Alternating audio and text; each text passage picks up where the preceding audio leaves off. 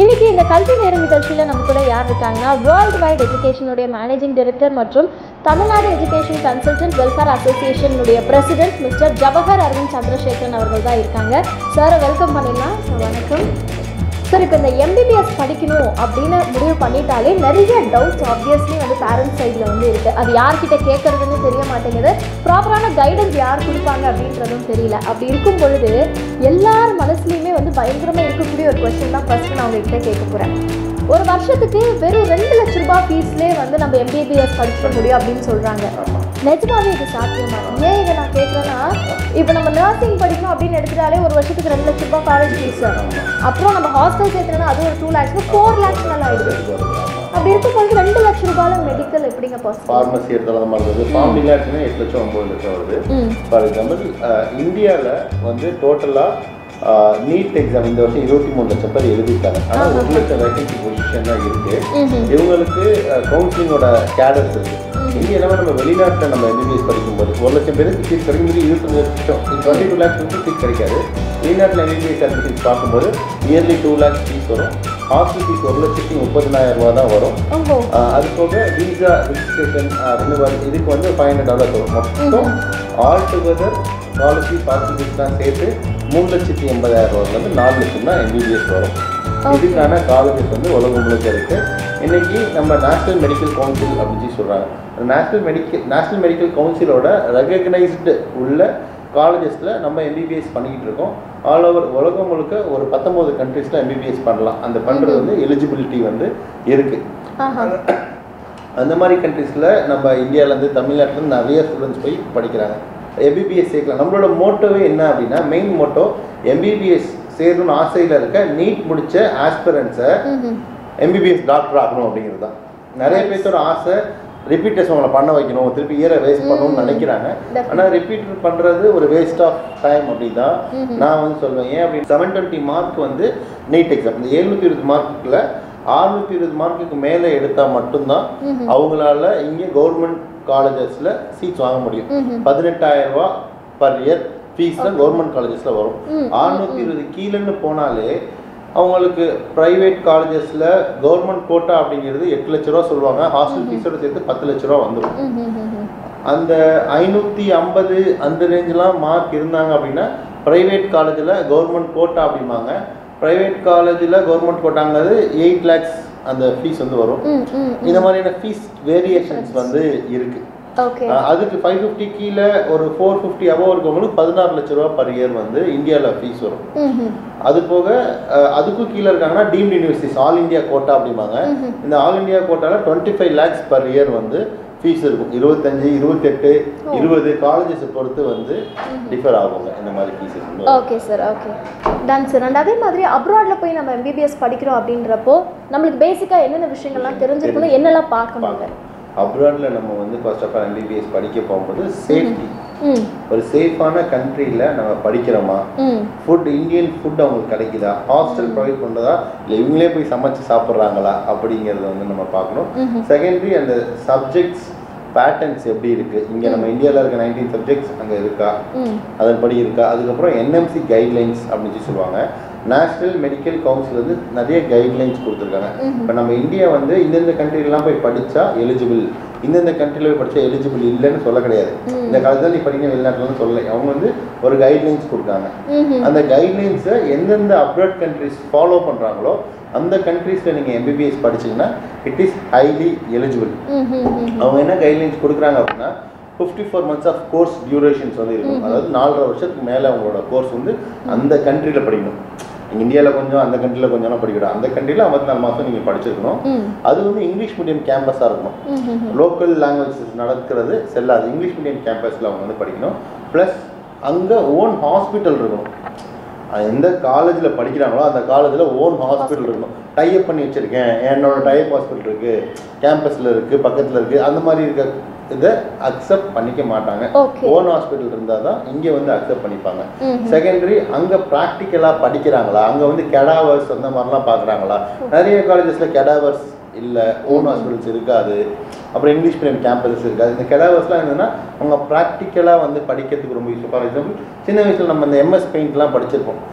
MS paint எப்படி போகிறது, start எழுதி ரன் எழுதி MS பெயிண்ட் போகும்போது படிக்கிறதுக்கும் கம்ப்யூட்டர் கொடுத்து நம்ம ஒர்க் பண்ணுறதுக்கும் அந்த டிஃப்ரென்ஸ் இருக்கும். ஈஸியாக MS பெயிண்டில் பெயிண்டே அடிச்சிடுவோம்.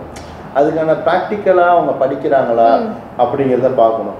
செகண்ட் NMC, இது வந்து கெடாவருங்கிறது NMC கைட்லைன்ஸ் இல்லை, நம்ம சொல்கிறேன் பர்சனலாக இதெல்லாம் இருக்கான்னு நீங்கள் செக் பண்ணிக்கங்க. அது போக இவங்களோட கோர்ஸ், இவங்களோட காலேஜ், இவங்களோட வேலிடிட்டி, இந்த சப்ஜெக்ட்ஸ், இது எல்லாமே நீங்கள் செக் பண்ணி இதெல்லாம் ஓகேவா இருந்தது அப்படின்னா நம்ம வந்து பண்ணலாம். அப்ராடில் அந்த கண்ட்ரியில் நம்ம பண்ணலாம். இது போக நிறைய கைட்லைன்ஸஸ் இருக்குது. நம்ம டைரெக்டாக நம்ம வரும்பொழுது நம்ம எல்லா கைட்லைன்ஸும் நம்ம சொல்லலாம். இந்த கைட்லைன்ஸ் என்னென்ன காலேஜஸ் இருக்குது அப்படிங்கிறது நம்ம பர்ஃபெக்டாக அவங்களுக்கு எக்ஸ்பிளைன் பண்ணலாம். Great sir, great. அண்ட் அதே மாதிரி இந்தியாவில் மொத்தம் எவ்வளோ மெடிக்கல் காலேஜஸ் இருக்குது? இந்தியாவில் டோட்டலாக 706 மெடிக்கல் காலேஜஸ் வந்து இருக்குது. இதில் 382 government college, 320 private medical colleges வந்து இருக்கு. மோர் ஆர் லெஸ் டோட்டலாக எவ்வளோ சீட்ஸ் இருக்கும் அப்படின்னு பார்த்தீங்கன்னா 1,12,000 சீட்ஸ், 1,12,000 சீட்ஸ் வந்து லாஸ்ட் இயரோட 2024 இதுபடி இந்தியாவில் மட்டும் இருக்கு. இந்த 1,12,000 சீட்டுக்கு தான் 23 லட்சம் பேர் போட்டி போட போறாங்க. லாஸ்ட் 24 lakhs பீப்புள் எழுதினாங்க. இந்த வருஷம் 23 லட்சம் பேர் வந்து எக்ஸாம்ஸ் எழுதியிருக்காங்க. பாப்போம், லெட்ஸ் see இது எப்படி வருது அப்படிங்கிறது. என்னோட பையனோட லட்சியமே வந்து மருத்துவராக ஆகணும்னு தான். நீட்டு 2 தடவை எழுதுனா சரியானபடி மார்க் இல்லாதனால இங்க வந்து எங்களால சேர்க்க முடியல. சரி, பிரைவேட் காலேஜ்ல சேர்க்கலானாலும் அந்த அளவுக்கு எங்களுக்கு வந்து பண வசதி கிடையாது. நாங்க மிடில் கிளாஸ் ஃபேமிலி தான். என்ன பண்றதுன்னு யோசிச்சுட்டு இருக்கப்ப கடவுள் மாதிரி தம்பி வந்தாரு எங்க வீட்டுக்கு. ஃப்ரெண்டு மூலியமா வந்தாரு. அவரு தான் வந்து இதை சஜஸ்ட் பண்ணாரு. இது மாதிரி ஒரு காலேஜ் இருக்கு, அங்க நீங்க வந்து கம்மி செலவுலயே வந்து நீங்க மெடிக்கல் படிக்கலாம், அந்த காலேஜ் வந்து அப்ரூவ்டு, உஸ்பெகிஸ்தான்ல இருக்கு அப்படின்னு சொன்னாரு. நாங்களும் நிறைய இடத்துல விசாரிச்சு பார்த்துட்டு எங்க பட்ஜெட்குள்ளார இருந்ததுனால நாங்க அந்த காலேஜ்ல சேர்த்தோம் பையனை. முக்கியமான தகவல் என்னன்னா, தம்பி வந்து நாங்க ரொம்ப பயந்தோம். ஏன்னா எனக்கு ஒரே பையன், என் பையன் ஒரு நாள் கூட நான் அவனை பிரிஞ்சு இருந்ததே இல்லை என்னோட வாழ்நாள்ல. ஹாஸ்டல்ல கூட கொண்டு போய் விட்டேன், நல்ல ஸ்கூல்ல படிக்கட்டும், நிறைய மார்க் வாங்கட்டும்ட்டு. ஆனா தம்பி வந்து ஹாஸ்டல்ல இருக்க மாட்டேன்னு சொல்லிட்டு வந்துட்டாரு. அதுக்கப்புறமேல காலேஜுக்கு வந்து எங்க அனுப்புறதுன்னு சொல்லிட்டு ஒரே குழப்பத்துல இருந்தோம். நீட்ல நல்ல மார்க் தான் எடுத்திருந்தாரு. பிசினால 2022லயே வந்து 470 எடுத்திருந்தாரு. ஆனா அவருக்கு சீட்டு கிடைக்கல, பிடிஎஸ் தான் கிடைச்சது. பிடிஎஸ் வந்து அவருக்கு போக விருப்பம் இல்ல, நாங்க கம்பல் பண்ணோம். அதுக்கப்புறமேல அவர் வந்து நீங்க எங்க சேர்த்து விட்டாலும் நான் படிக்கிறேன் அப்படின்னு ஒரு உற்சாகத்தை கொடுத்தாரு எங்களுக்கு. இந்த தம்பி வீட்டுக்கு வந்து அந்த காலேஜ் நீங்க இவ்வளவு செலவாகும், இவ்வளவு ப்ராசஸ் இருக்கு அப்படின்னு சொல்லிட்டு எல்லாத்துக்குமே அவர் ஹெல்ப் பண்ணாரு. ஒரு பேங்க் அக்கவுண்ட் ஓபன் பண்றதுக்கு கூட அவர் நிறைய ஹெல்ப் பண்ணியிருக்காரு எங்களுக்கு. பணம் டிரான்ஸ்ஃபர் பண்றது எப்படி, பாஸ்போர்ட் எடுக்கிறது எப்படி, விசா எடுக்கிறது எப்படி அப்படின்னு நிறைய வந்து அவர் ப்ராசஸ்லாம் நிறைய இருக்கு. அதுக்கெல்லாம் வந்து எங்களுக்கு எந்த கஷ்டமும் கொடுக்காம அவரே வந்து எல்லாமே பண்ணி கொடுத்தாரு. அதை விட முக்கியமான விஷயம் என்னன்னா, நான் ரொம்ப கவலைப்பட்டுட்டு இருந்தது பையனை எப்படி தனியா அனுப்புறது தெரியாத இடத்துக்கு அப்படின்னு சொல்லிட்டு நான் ரொம்ப பயந்துட்டு இருந்தேன். அப்ப அவரு வந்து அவரா முன் வந்து நானே கொண்டு போய் அட்மிஷன் போட்டுட்டு காலேஜ்ல சேர்த்துட்டு ஹாஸ்டல்ல விட்டுட்டு வரேன், நீங்க பயப்படாதீங்கம்மான்னு சொன்னாரு. அது ஒரு விஷயம் தான் அவர்கிட்ட எனக்கு ரொம்ப பிடிச்சிருந்துச்சு. இவ்வளோ கேர் எடுத்துக்கிறாரே, சொந்த தம்பி மாதிரி இருக்கிறாரே அப்படின்னு சொல்லிட்டு கண்டிப்பா நான் சொல்றேன். ஏன்னா அவர் போயிட்டு வந்ததே அவ்வளவு செலவாயிருக்கும், எங்க பசங்களை கொண்டு போய் சேர்த்து வச்சதே. அதனால எனக்கு ரொம்ப மகிழ்ச்சியா இருந்தது. என்ன விஷயம்னா, அங்க போயிட்டு பசங்களுக்கு ஃபுட்டு முதற்கொண்டு எல்லாம் அரேஞ்ச் பண்ணி கொடுத்துட்டு காலேஜ்ல விட்டுட்டு அட்மிஷன் போட்டுட்டு அதுக்கப்புறம் வந்து ஹாஸ்டல்ல விட்டுட்டு அவர் சேஃபா பசங்க இருக்காங்க அப்படின்னு தெரிஞ்சதுக்கு அப்புறம் அங்க வந்து ஹாஸ்டல்ல இருக்கிறவங்க வார்டன்ட்ட வந்து நான் பேசி எங்க பசங்க எல்லாம் சேஃபா இருக்காங்களான்னு கேட்டதுக்கு அப்புறமேல் தான் எனக்கு மனசே திருப்தியாச்சு. அதுக்கப்புறம் எங்க பசங்க கொஞ்சம் கொஞ்சமா காலேஜுக்கும் ஹாஸ்டலுக்கும் அடாப்ட் ஆயிட்டாங்க. இப்ப நல்லா படிச்சிட்டு இருக்காங்க. இப்ப 3rd இயர் போயிட்டு இருக்காரு அவரு. காலேஜுக்கு ஜாலியா போயிட்டு இருக்காங்க. இந்தியாவுல இருக்கிற மாதிரியே தான் அவனுக்கு இப்ப கூட வந்தா கூட இங்க இருக்க பிடிக்கிறது இல்ல. அங்க கிளைமேட் ஒத்துக்குச்சு, அங்க ஃப்ரெண்ட்ஷிப் நல்லா செட் ஆயிருச்சு, அங்க இருக்க மக்களும் வந்து ரொம்ப அன்பா பழகுறாங்க. அங்க எந்த பயமும் இல்ல, நமக்கு நிம்மதியா இருக்கலாம். டெய்லி வாட்ஸ்அப் கால்ல பேசிக்குவோம். அதனால வந்து பிரிஞ்சிருக்கிறது வந்து தெரிஞ்சுக்கல எங்களுக்கு. எங்களோட லட்சியம் என்னன்னா, எங்க பையன் வந்து நல்லபடியா டாக்டர் ஆகி இங்க வந்து மக்களுக்கு சேவை செய்யணுங்கிறது தான். அந்த ஒரு லட்சியம் மட்டும் நிறைவேறினா நான் கடவுளுக்கு நான் நன்றி சொல்வேன். ஏன்னா இங்க வந்து படிக்க வைக்கிற அளவுக்கு சத்தியமா எங்கள்கிட்ட பைசா கிடையாது. அந்த ஒரு ரீசன் தான். இல்லைன்னா என் பையனை நான் பிரியறதுக்கு கொஞ்சம் கூட விருப்பமே கிடையாது. ஆனா வந்து பைசா இல்லாத ஒரே காரணத்துக்காக நான் ஏன் சொல்றேன்னா, தமிழ்நாட்டுல வந்து பாதி பேர் வந்து மருத்துவ கனவோட இருப்பாங்க. ஆனா பாத்தீங்கன்னா அவங்களால வந்து நீட் பாஸ் பண்ணவும் முடியாது. நெக்ஸ்ட் வந்து வேற பிரைவேட் காலேஜ்ல படிக்க வைக்கிற அளவுக்கு பணமும் இருக்காது அவங்கள்ட்ட. அந்த அந்த மாதிரி மக்களுக்கு வந்து இது ஒரு நல்ல சாய்ஸ். நீங்க பயப்படவே பயப்படாதீங்க. நம்ம பிள்ளைங்களை வந்து வெளிநாட்டுக்கு தான் அனுப்புறோம், என்ன ஆகுமோ ஏதுமோன்ட்டு உங்களுக்கு எந்த பயமுமே வேணாம். இப்போ தம்பி வந்து 2 வருஷம் ரிப்பீட்டர்ஸ் படிக்க வச்சிருக்கீங்க. இங்கே நிறைய தமிழ்நாட்டில் வந்து பார்த்தீங்கன்னா 2 வருஷம் இல்லை 4 வருஷம் 3 வருஷம் அந்த மாதிரி ரிப்பீட்டர்ஸ் படிக்க வைக்கிறாங்க. அதை பற்றி உங்களோட கருத்து என்ன? நான் என்ன நினைக்கிறேன்னா, தம்பி ஃபர்ஸ்ட் வருஷம் எழுதினாரு, அதுக்கப்புறம் 1 வருஷம் எழுதினாரு, 3rd டைம் எழுதினாரு. 3 டைம் எழுதியுமே வந்து மார்க் இன்க்ரீஸ் ஆச்சே ஒழிஞ்சா கடைசியில் சீட்டு கிடைக்கல. ஏன்னா வந்து வருஷம் வருஷம் மார்க் இன்க்ரீஸ் ஆகிட்டு தான் இருக்கு. அதனால வந்து டைம் நீங்க வேஸ்ட் பண்ணாதீங்க. என்னோட ஒரே அட்வைஸ் என்னன்னா, டைம் வேஸ்ட் பண்ணாம நீங்க இந்த மாதிரி ஒரு வழியில தேர்ந்தெடுத்து உங்க பிள்ளைங்களை படிக்க வைங்க. ஏன்னா அவங்களுக்கு ஏஜ் ஆயிரும். எங்க படிச்சாலும் டாக்டர் தான். இங்க வந்து ஒரு எக்ஸாம் எழுதணும், அது ஈஸியா எழுதிடுவாங்க. அங்க ட்ரெயின் அப் கொடுத்து தான் அனுப்புவாங்க. இந்தியால படிச்சாலும் இப்ப நெக்ஸ்ட் வந்துருச்சுக்கா. இந்தியால படிச்சாலும் அந்த என்ட்ரன்ஸ் இருக்கு, வெளிநாட்டுல படிச்சாலும். எனக்கு 10 வருஷம் கழிச்சு பிறந்திருக்கான். இவன் ஒரே பையன் கோகுல். எனக்கு இப்ப நல்லா படிக்கிறாரு, அவர் சந்தோஷமா இருக்காரு. அவர் வாழ்க்கையில வந்து அவரோட லட்சியம் நிறைவேறிடும் நான் நம்புறேன், கடவுளையும் நம்புறேன். தம்பிக்கு வந்து ரொம்ப நன்றி. நீங்க வந்து உங்க பிள்ளைங்களை வந்து சேர்க்கணும்னு நினைச்சீங்கன்னா வேர்ல்டு வைட் எஜுகேஷன் கோவை ஃபவுண்டேஷன்ல தம்பி பேர் வந்து அரவிந்த் ஜவஹர், அவர்கிட்ட கான்டாக்ட் பண்ணிக்கங்க. அவர் நம்பர் வந்து கீழே வாட்ஸ்அப்ல. அருண்குமார் சாரும் ரொம்ப ஹெல்ப் பண்ணுவார் உங்களுக்கு. நம்ம பசங்க வந்து படிக்கணுங்கிற எண்ணத்தோட போனாங்கன்னா கண்டிப்பா ஜெயிச்சுட்டு வருவாங்க. நன்றி, வணக்கம். அண்ட் இன்னொரு ரொம்ப முக்கியமான ஒரு क्वेश्चन சொல்லலாம். இந்த நீட் क्वेश्चंस இருக்கு இல்லையா, சோ அது எதை பேஸ் பண்ணி இருக்குங்க? நீட்னா national eligibility cum entrance test அப்படின்னு சொல்லுவாங்க. இந்த நீட் அப்படிங்கிறது 4 subject: physics, chemistry, botany, zoology. 180 marks, டோட்டலா 720 மார்க்ஸ்க்கான எக்ஸாம். இது எதை பேஸ் பண்ணி இருக்கு? 4 சப்ஜெக்ட்ஸ் பேஸ் பண்ணி இருக்கு. இதுல பாசிட்டிவ் மார்க்ஸ் இருக்கு, நெகட்டிவ் மார்க்ஸ் இருக்கு. இந்த எக்ஸாம் எப்படின்னா எம்சிக்யூ பேட்டர்ன்ல வந்து எழுதுவாங்க.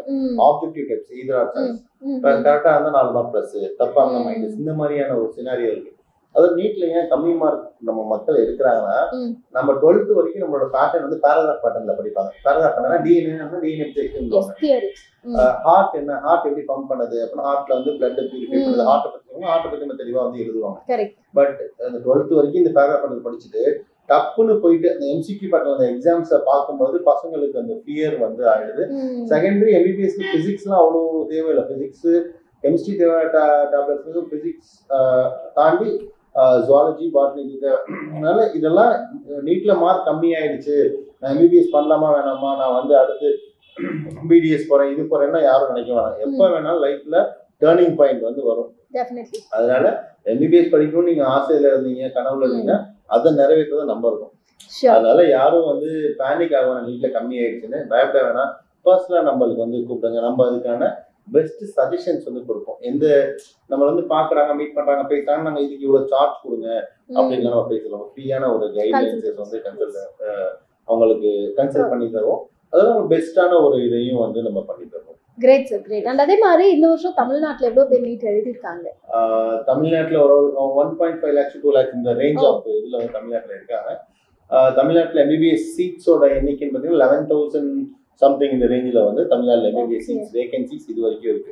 கவுன்சிலிங் ஆரம்பிச்சாங்கன்னா என்னென்ன காலேஜஸ் இருக்கு, எப்படி வரும் அப்படிங்கிறத வந்து நமக்கு தெரியும். டோட்டலாக 38 கவர்மெண்ட் காலேஜஸ் இருக்கு, 1 செமி கவர்மெண்ட் காலேஜ் இருக்கு, அப்புறம் பிரைவேட் காலேஜஸ் அப்படின்னு எடுத்தீங்கன்னா தமிழ்நாடு, பாண்டிச்சேரி எல்லாம் சேர்த்து டோட்டலாக ஒரு 40 காலேஜஸ், டோட்டலாக 78 ஒரு 80 காலேஜஸ் வரைக்கும் தமிழ்நாட்டில் மெடிக்கல் காலேஜஸ் வந்து இருக்கு.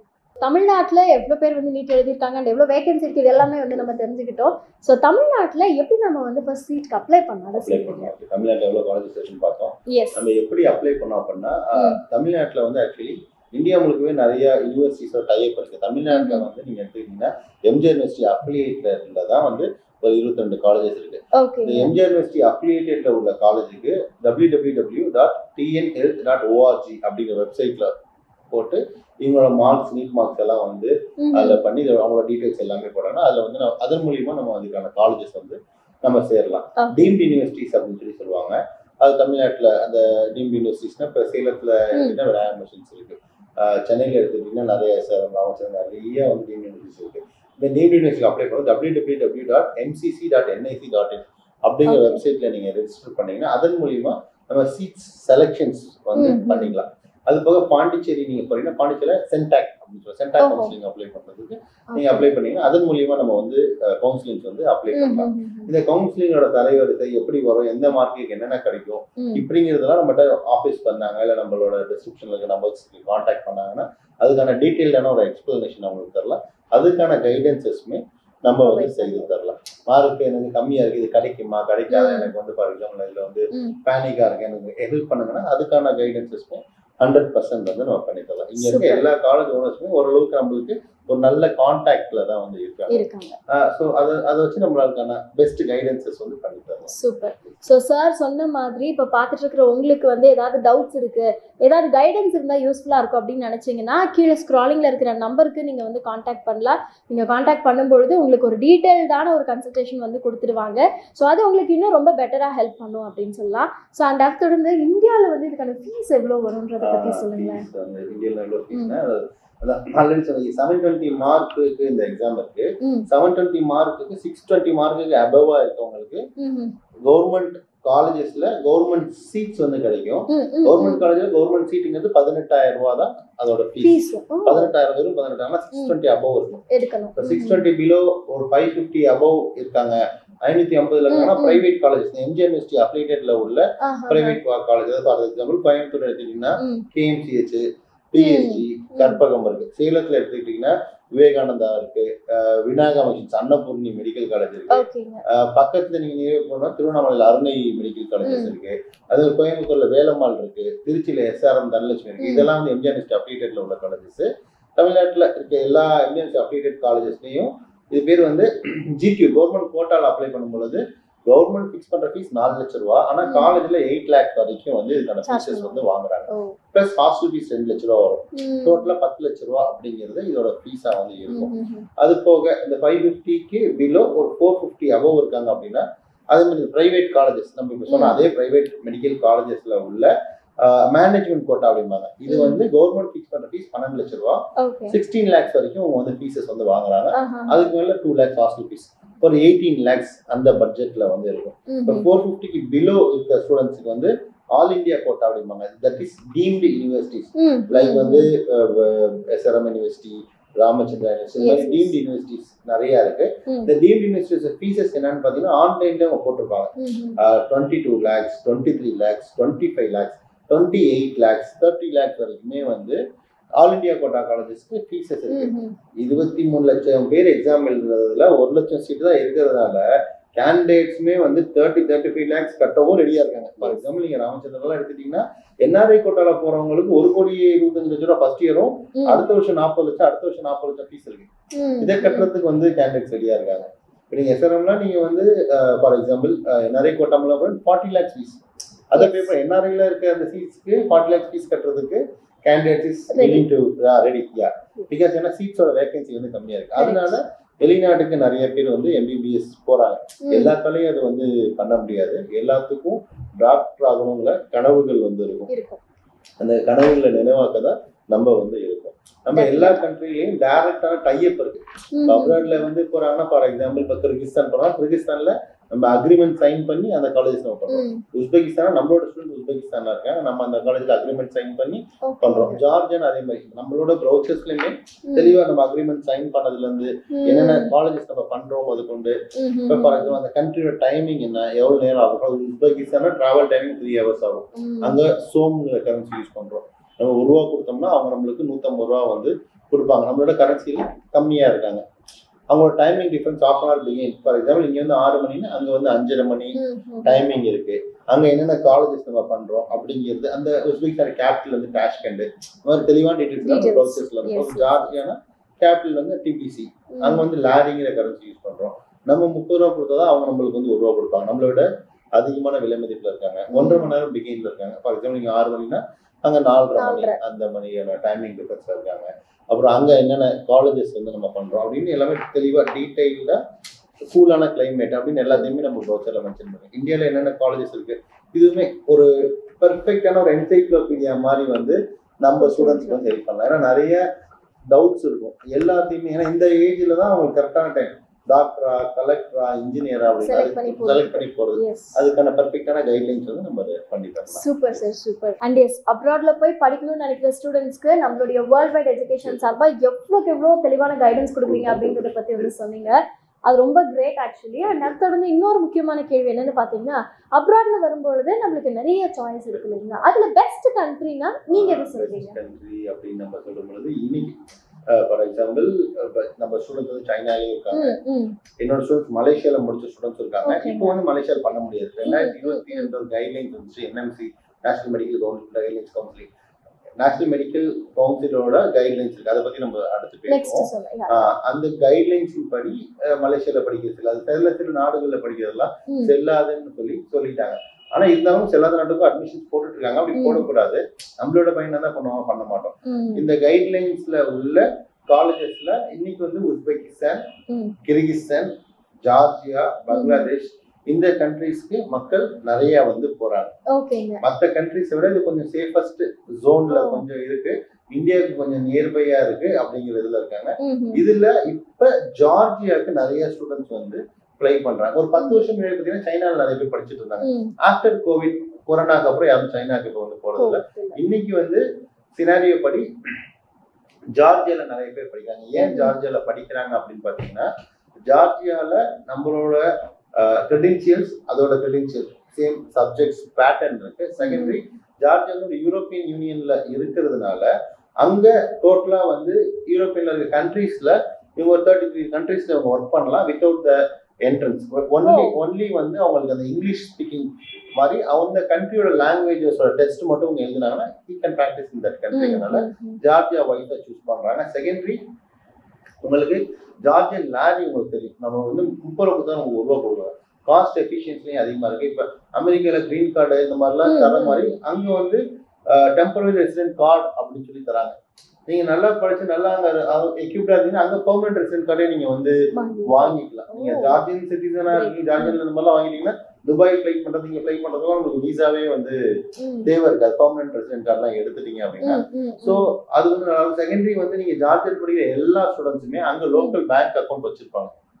நீங்க மற்ற கண்ட்ரீஸ்ல எல்லாம் பேங்க் அக்கௌண்ட் இருக்கு அப்படிங்கிறது அந்த மாதிரிலாம் அங்க வந்து லோக்கல் பேங்க் அக்கௌண்ட், அந்த அக்கௌண்ட்ல இருக்க கார்டு வச்சிருப்பாங்க. அந்த கார்டு தான் ஃபர்ஸ்ட்ல டேப் பண்ணி போற மாதிரியான ஒரு இதெல்லாம் இருக்கும். ரொம்ப ஹையர் ரேட் ஆஃப் இது வந்து ஸ்டூடெண்ட்ஸ்க்கு இருக்கும். செகண்டரி வந்து அவங்க அந்த ஏரியா அட்மாஸ்பியர் எல்லாமே நம்ம ஸ்டூடெண்ட்ஸுக்கு வந்து ஒரு டாப்பா வந்து இருக்குது இன்னைய சினாரியோக்கு. ஜார்ஜியால படிக்கிறவங்களுக்கு எஃப்எம்ஜி பாஸ் பர்சன்டேஜும் அதிகமா இருக்கு. ஓன் ஹாஸ்பிட்டல் உள்ள காலேஜஸ் நிறைய இருக்கு. கெடாவர் உள்ள காலேஜஸ்க்குமே நிறைய வந்து இன்னைக்கு வந்து சேராங்க. அந்த மாதிரியான காலேஜஸ்மே வந்து ஜார்ஜியால இருக்கு. நிறைய நாடுகள்ல கெடாவர்ஸ் வந்து இல்லை, பட் ஜார்ஜியால வந்து கெடாவர் உள்ள காலேஜஸ் இருக்கு. அந்த மாதிரி காலேஜஸ் சூஸ் பண்ணா நல்லா இருக்கும். ஜார்ஜியால அப்படின்னு பாத்தீங்கன்னா இப்ப நம்ம வந்து பவு அப்படிங்கிற யூனிவர்சிட்டிஸ் வந்து நம்ம அட்மிஷன்ஸ் வந்து கொஞ்சம் நிறைய பண்றோம். ஏன்னா பவு யூனிவர்சிட்டிஸ் நம்ம பண்ணோம்னா பவுல வந்து கெடாவர் இருக்கு. செகண்டரி பவு யூனிவர்சிட்டியில வந்து நீங்க வந்து எஃப்எம்ஜியோட பாஸ் பர்சன்டேஜ் அதான் டாப். இந்த வருஷம் இந்த எஃப்எம்ஜியில யார் நிறைய பாஸ் பண்ணிருக்காங்க, பவு யூனிவர்சிட்டியில இருக்கவங்க நிறைய பாஸ் பண்ணிருக்காங்க. பிளஸ் ஓன் ஹாஸ்பிட்டல் அவங்க கிட்ட இருக்கு.